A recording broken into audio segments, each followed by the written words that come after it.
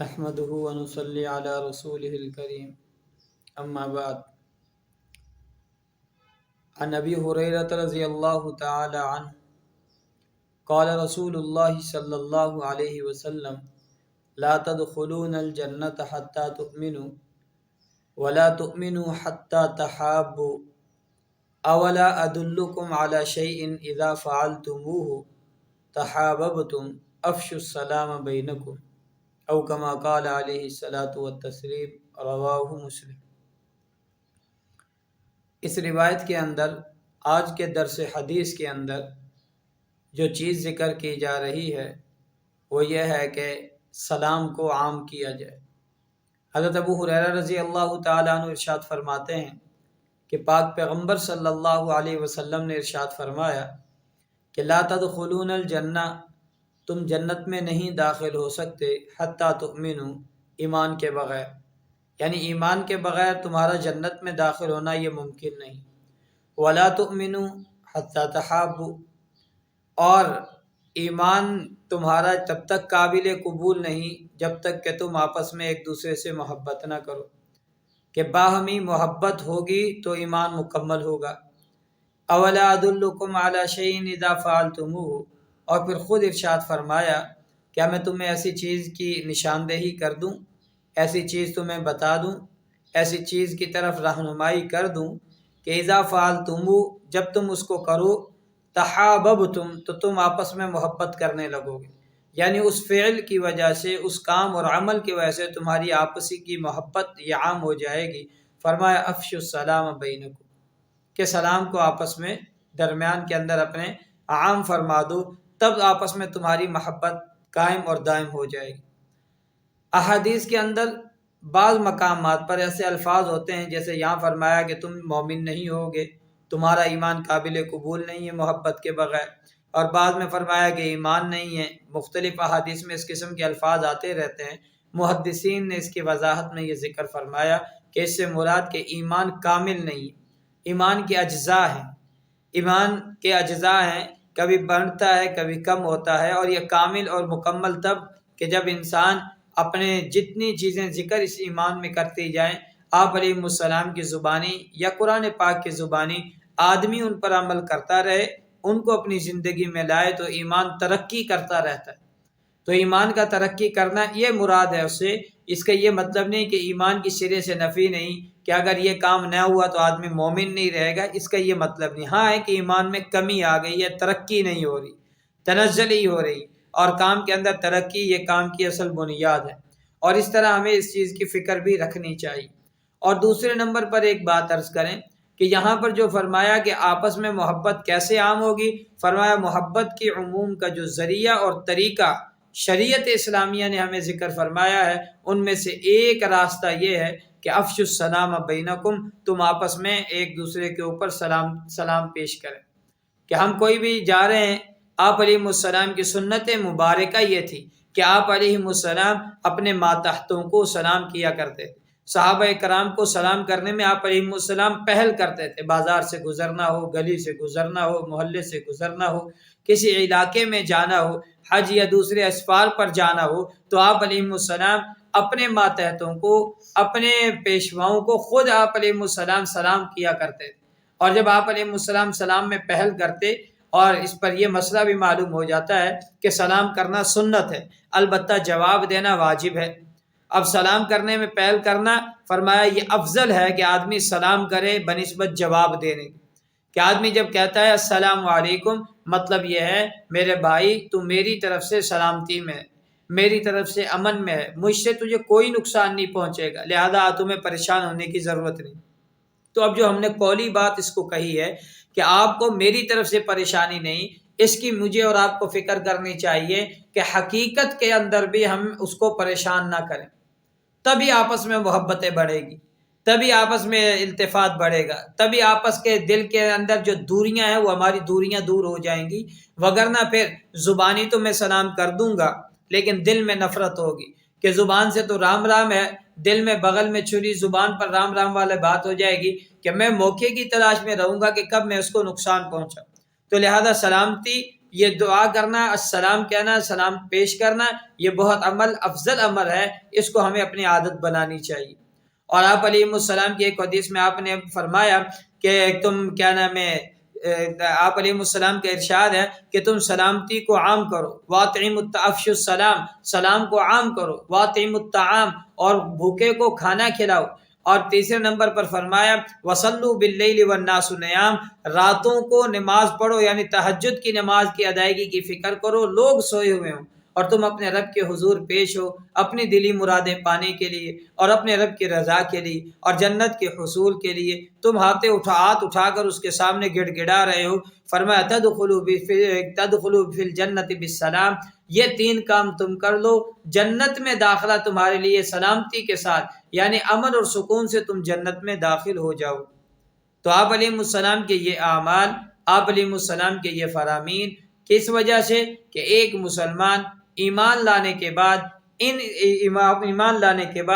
ان فرامین پر پورا عمل کرے، ان فرامین پر توجہ دے، ان فرامین کی طرف متوجہ ہونے کے بعد اپنے ایمان کی ترقی کی فکر کرتا ہے۔ تو یہ آپ علیہ السلام نے جو 3 کام اس میں ذکر کیے، اس کے بھی ہمیں فکر کرنی چاہیے۔ روایات میں آتا ہے کہ آپ علیہ السلام تشریف فرما تھے اور ایک صحابی نے آ کر کہا السلام علیکم یا رسول اللہ، آپ نے فرمایا وعلیکم السلام ورحمۃ اللہ۔ پھر دوسرے نے فرمایا السلام علیکم ورحمۃ اللہ، آپ نے فرمایا وعلیکم السلام ورحمۃ اللہ وبرکاتہ۔ پھر تیسرے صحابی نے آ کر پھر سلام پیش فرمایا کہ السلام علیکم ورحمۃ اللہ وبرکاتہ، آپ نے فرمایا وعلیکم السلام ورحمۃ اللہ وبرکاتہ۔ تو صحابی نے عرض کیا اللہ کے رسول، میرے ماں باپ آپ پر فدا ہوں۔ پیچھے ایک نے جواب دیا، آپ نے بڑھایا، دوسرے نے سلام کیا، آپ نے اس کو بڑھایا، لیکن جب تیسرے شخص کی باری آئی تو آپ نے میری جب باری آئی تو آپ نے بڑھایا نہیں، جس طرح میں نے کہا اسی طرح آپ۔ تو آپ علیہ السلام نے قرآن پاک کی ایک آیت پڑھی کہ وَإِذَا حُيِّيتُم بِتَحِيَّةٍ فَحَيُّوا بِأَحْسَنَ مِنْهَا أَوْ رُدُّوهَا، کہ وَإِذَا حُيِّيتُم، جب تم پر کوئی سلام پیش کرے تو تم اس سے بہتر اور عمدہ پیش کر اس کو واپس لوٹا دو۔ تو جب اس نے کہا السلام علیکم تو میں نے اس سے تھوڑا عمدہ ورحمۃ اللہ کو ملا دی، جب انہوں نے فرمایا ورحمۃ اللہ تو میں نے اس سے تھوڑا عمدہ کر دیا وبرکاتہ، لیکن وبرکاتہ سے آگے سلام تھا نہیں، لہذا جب آپ نے یہی بات کہی تو میں نے اسی کی طرح لوٹا دیا کہ فرمایا بِأَحْسَنَ مِنْهَا، یا تو اس سے تھوڑا بڑھا کر دو اگر گنجائش موجود ہے، اور اگر نہیں تو رُدُّوهَا، جن الفاظ میں اس نے سلام پیش کیا ہے انہی الفاظ میں تم سلام پیش کر دو۔ تو میں نے بھی اس قرآن کی آیت پر عمل کیا کہ جن الفاظ میں آپ نے کہا آگے اضافہ تھا نہیں، میں نے اتنا ہی سلام پیش کر دیا۔ اب اضافہ کیوں نہیں تھا؟ روایت میں آتا ہے کہ حضرت آدم علیہ السلام کو آپ علیہ اللہ نے پیدا کیا اور پیدا کروانے کے بعد فرمایا کہ آپ جائیں، جا کر فرشتوں کو سلام کریں۔ حضرت آدم علیہ السلام گئے، فرشتوں کو سلام کیا، فرمایا جب فرشتے جواب دیں تو آپ توجہ سے سننا، کیونکہ جو وہ جواب دیں گے وہ آپ اور آپ کی قوم، آپ کے جو ان سے اولاد ہے ان کا آپس میں ملنے کے وقت یہ سلام ہوگا۔ ملنے کے وقت ایک کوڈ ورڈ یا ابتدائی کلام جو ہم سا ہوتا ہے، ہر زبان میں چند الفاظ ہوتے ہیں، تو یہ تمہارا آپس کی اولاد کے ملنے کا یہ سلامتی کا ذریعہ۔ حضرت آدم علیہ السلام گئے، انہوں نے فرمایا السلام علیکم، فرشتوں نے جواب دیا وعلیکم السلام ورحمۃ اللہ وبرکاتہ، تب سے یہ سلام ہمارے درمیان عام ہوگی۔ لہذا اب یہی ہے کہ جو آدمی سلام کرے، اگر وہ السلام علیکم ورحمۃ اللہ 3 الفاظ میں سے کوئی کم کرتا ہے تو آپ اسے تھوڑا بڑھا دیں، بِأَحْسَنَ مِنْهَا پر عمل ہو جائے گا۔ اور اگر وہ آدمی السلام علیکم ورحمۃ اللہ وبرکاتہ پورا کہہ دیتا ہے تو اور رُدُّوهَا، اس پر عمل کرنے کے لیے ہم یہی الفاظ اس کو کہہ دیں۔ ہمارے ہاں ایک عجیب پریشانی ہے، مسائل میں سے ایک مسئلہ یہ بھی ہے کہ ہم پتہ نہیں کئی چیزیں ایسی جو شریعت سے تعلق نہیں رکھتے، ہم انہیں شریعت بنا کر بڑھا چڑھا کر پیش کر دیتے ہیں۔ تو بھائی جو شریعت ہو اس کو کم نہ کیا جائے، جو شریعت نہ ہو اسے زوری شریعت میں داخل نہ کیا جائے۔ تو اب بعض کہتے ہیں السلام علیکم ورحمۃ اللہ وبرکاتہ ومغفرۃ وطیبۃ وتاب شرع جنت حلال و جہنم حرام، یہ اتنا لمبا سلام کرتے ہیں کہ آدمی کو سلام کرتے کرتے بھی دانتوں میں پسینہ آ جائے۔ تو اس قسم کے سلام کرنا یہ بدعت میں شمار ہوتا ہے، ہمیں ان چیزوں سے احتیاط کرنی چاہیے۔ اور ایک اور اہم مسئلہ کہ ہم جب لکھتے ہیں تو لکھنے میں شروع میں الف لام ہوتا ہے، آج کل ایک عجیب چیز اور بھی آ گئی، السلام علیکم لکھ دیا جاتا ہے، یعنی اپنی طرف سے تو السلام علیکم وہ ہوتا ہے، لیکن الف لام غائب ہونے کی وجہ سے وہ بن جاتا ہے اسلام علیکم۔ اسلام علیحدہ چیز ہے، السلام علیحدہ چیز ہے، دونوں میں فرق ہے، اس چیز کا فکر کیا جائے۔ اور اسی طرح بعض الفاظ بعض آتے ہیں سامن علیکم، الفاظ کو ہیر پھیر کر دینا، ان ہیر پھیر کرنے کی وجہ سے بعض صورتوں کے اندر ان میں معنی میں تبدیلی آ جاتی ہے، ہمیں اس سے بھی احتیاط کرنا چاہیے۔ کہ جیسا کہ حضرت روایت میں آتا ہے کہ جب یہودی آپ کے پاس منافقین آتے تو سامن علیکم کہتے تھے، نعوذ باللہ۔ ہم عائشہ رضی اللہ تعالیٰ عنہ سنا تو غصے میں ان کو جواب دیا، تو آپ نے فرمایا چھوڑا عائشہ، اس طرح نہ کیجیے۔ اب وہ اس کا معنی کیا ہے؟ سامن علیکم کا معنی ہلاکت ہو تم پر۔ تو اس قسم کے الفاظ سے معنی تبدیل ہو جاتا ہے، ایک یا دو لفظ کے کم یا زیادہ ہونے، لہذا ہمیں الفاظ کی ادائیگی میں بھی فکر کرنی چاہیے۔ نمبر 2، جو آدمی کھڑا ہو وہ بیٹھے ہوئے کو سلام کر دے، جو آدمی سواری پر ہے وہ پیدل کو سلام کر دے، اور جو آدمی کبھی آیا کوئی سویا ہوا ہے اور آپ داخل ہو رہے ہیں اور آپ کو پتہ نہیں ہے کہ سو رہا ہے یا جاگ رہا ہے، کیفیت اس کی سونے والی ہے اور جاگنے کا احتمال بھی ہے، تو ایسی آواز میں سلام کریں کہ اگر وہ جاگ رہا ہو تو جواب دے سکے، اگر نہ جاگ رہا ہو تو اس کی نیند میں خلل نہ پیش آ جائے۔ اور اسی طرح گھر میں داخل ہو تو ہمیں سلام کرنا چاہیے، اہلیہ کو سلام کریں، بچوں کو سلام کریں، ماتحتوں کو سلام کریں، اس سے محبت بھی بڑھتی ہے اور پیار اور خلوص بھی بڑھتا ہے۔ ان چیزوں کا پوری فکر۔ ہاں البتہ جو دینی مشغولیت میں مشغول ہے، نماز میں ہے، قرآن پاک کی تلاوت میں ہے، ذکر اذکار میں ہے، یا کسی اور دینی مشغولیت میں درس و تدریس میں ہے یا مطالعے میں ہے، تو ایسے آدمی کو سلام نہ کرنا بہتر اور افضل ہے کہ آدمی سلام نہ کرے تاکہ اس کی دینی مشغولیت متاثر نہ ہو۔ اور کیونکہ سلام کرنا افضل ہے بنسبت جواب دینے، کیونکہ جواب دینا تو واجب ہے، تو سلام کرنا افضل ہے جواب دینے کے مقابلے میں، علماء نے لکھا ہے۔ اسی وجہ سے حضرت عبداللہ ابن عمر کا ایک عمل ذکر کیا جاتا ہے کہ وہ بازار صرف اس نیت سے جاتے تھے کیونکہ وہاں لوگوں کا تھوڑا ہجوم زیادہ ہے، تو ہم وہاں جاتے تھے کہ لوگوں کو میں سلام کروں گا، کسی جاننا ہو یا نہ جاننا ہو، ہر آدمی کو آدمی سلام کر دے، کہ کوئی جانتا ہے تب بھی، نہیں جانتا تب بھی۔ البتہ اگر